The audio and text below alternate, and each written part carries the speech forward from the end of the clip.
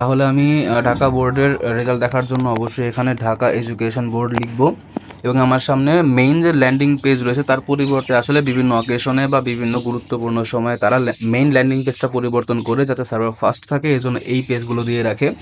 এখানে আসলে গুরুত্বপূর্ণ লিঙ্কগুলো ছাড়া বিশেষ কিছু এখানে নেই, পরবর্তীতে তারা ঠিক করে দেবে আবার। তো আমার যেটা প্রয়োজন SSC 2024 rescrutiny result changed results only, অর্থাৎ যে সমস্ত রেজাল্টগুলো পরিবর্তন হয়েছে, যাদের ফলাফলে কোনো পরিবর্তন হয়নি তাদেরটাই কিন্তু শুধুমাত্র শো করে এই রেজাল্টে।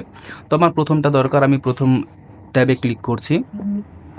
প্রথম ট্যাবে ক্লিক করলে আমার সামনে কিন্তু পিডিএফ ডাউনলোড করার জন্য একটি অপশন ডায়ালগ বক্স চলে এসেছে। আমি ইতিপূর্বে ডাউনলোড করেছি বলে আমার এখানে 1 2 3 নাম্বার দেখাচ্ছে। আপনি যদি প্রথমবারই হয়ে থাকেন তাহলে আপনার সামনে কোনো নাম্বার শো করবে না, শুধুমাত্র পিডিএফ এর নাম্বারটি শো করবে।